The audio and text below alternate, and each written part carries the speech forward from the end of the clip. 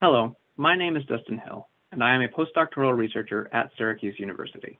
Today I'm going to be providing a summary of our recent paper published in Regulation and Governance titled Toxic Waste and Public Procurement, the Defense Sector as a Disproportionate Contributor to Pollution from Public-Private Partnerships.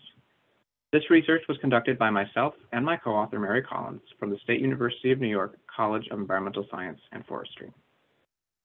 Our study examines the important issue of toxic waste that is linked to the procurement of public goods from many industries and builds on work in the area of green public procurement, or green purchasing. We connect this scholarship to the field of environmental disproportionality through recent research published by our team showing that government contractors in the United States can be among the highest polluters in their industry. That study found that in several industries, the contractors were the highest polluters compared to all others. This leads me to the current paper's research question. Our question was, do firms with facilities that fulfill U.S. federal government contracts from agencies exempt from green purchasing, such as the Department of Defense, have greater hazardous releases than counterpart contractor facilities? Our study had two objectives. The first was to apply the concept of HABITUS to understand procurement governance in the United States. The second was to measure the impact of defense sector purchases on the environment regarding total toxic waste produced and determine how much green purchasing was being conducted. Green purchasing is the integration of environmental criteria for public products and services procurement. It applies to many products purchased by governments, including machine parts, clothing and uniforms, and furniture. It is less applied to some government-specific purchases like space technology and military equipment. Green purchasing goes back in the United States to 1993 when President Clinton signed the first executive order establishing environmentally preferred purchasing. Updates from later orders and presidents continue to add recommendations and requirements to the policy, including green purchasing criteria and Energy Star purchasing requirements for electronics.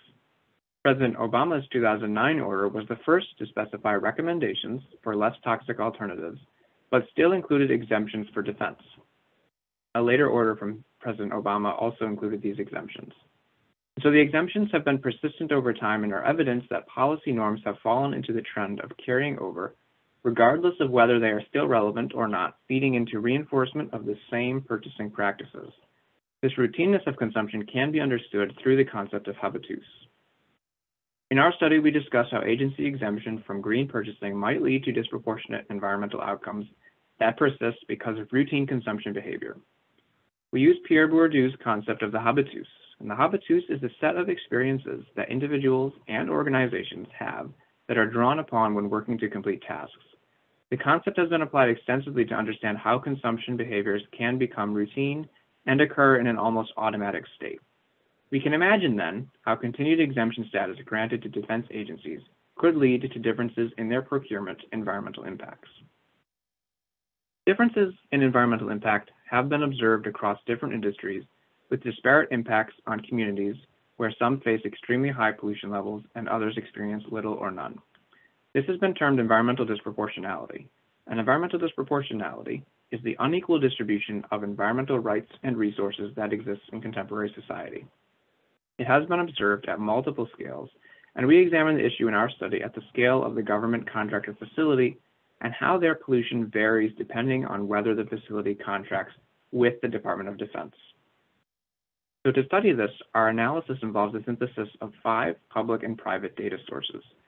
We use data from the United States EPA Toxics Release Inventory on toxic chemical use and management among manufacturers, and we convert the data to estimates of risk related to exposure to releases using the Risk Screening Environmental Indicators database from the EPA. We also include information on business statistics from the National Establishment Time Series and federal government purchasing data from usaspending.gov. Last, we include data on facility compliance and inspections from the Enforcement and Compliance History online. In our findings, we observe that the defense sector is responsible for the highest proportion of toxic pollution from all contractors, ranging from 80 to 90% of all contractor toxic releases from manufacturers between 2001 and 2012. In addition, we also find the defense sector is the largest in terms of number of manufacturing facilities it purchases from that also report toxic releases, with nearly every major manufacturing sector in the United States selling products to the Department of Defense. In addition, there are more toxic waste releasing facilities in the defense sector than any other public sector. This high impact is directly linked to the large budget that the Defense Department has for discretionary spending. In our study, we find that the Department of Defense in the United States is linked to 91.4% of all relative risk from government contracts going to toxic releasing facilities from 2001 to 2012. This is partly due to the fact that the large budget of the Department of Defense is disproportionately high relative to the others, with 76.8% of all federal spending at toxic releasing manufacturers coming from the Defense Department. In addition, there is a significant disparity between total spending at toxic releasing manufacturers and whether those expenditures include green purchasing. 2 federal agencies in our study include green purchasing in 100% of their contracts with toxic releasing facilities: the National Archives and Records Administration and the Pension Benefit Guarantee Corporation. The Defense Department, however, is not even in the top 10 agencies spending the most by proportion of purchases that include green purchasing. Only 9.7% of defense purchases at toxic releasing facilities include green purchasing standards. The remainder are exempt or not required. The result has been a slower decline in pollution at these facilities. We find that defense contractor toxic releasing facilities have declined by 33% from 2001 to 2012 in their average releases. During that same time, however, other contractor toxic releasing facilities have declined by 47%. And therefore, we find that defense contractors are significantly lagging other contractors, and this lag could be because they face less pressure to change their pollution management, since they do not have to comply with green purchasing as often as other contractors, if at all. This leads us to the 2 primary conclusions of our study. The first is that routine consumption behavior with the same industrial actors that are also high polluters has led to little change in defense sector pollution levels. Second, the lack of policy requiring green purchasing in the defense sector has led to little inclusion of environmental standards in contracts, resulting in a habitus of normative purchasing at higher polluting facilities. I'm going to leave you with 3 takeaways from our study. The first is that the defense sector is linked to the most toxic waste releases from federal contractors.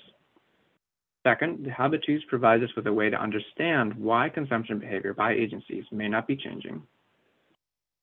And third, we feel that procurement governance needs to holistically examine green purchasing norms and practices, particularly whether the exemptions granted to defense contractors are still necessary, and re-examine these in order to better fulfill sustainable development goals.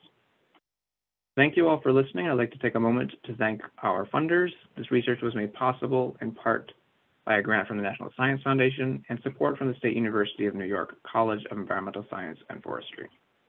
Thank you all very much.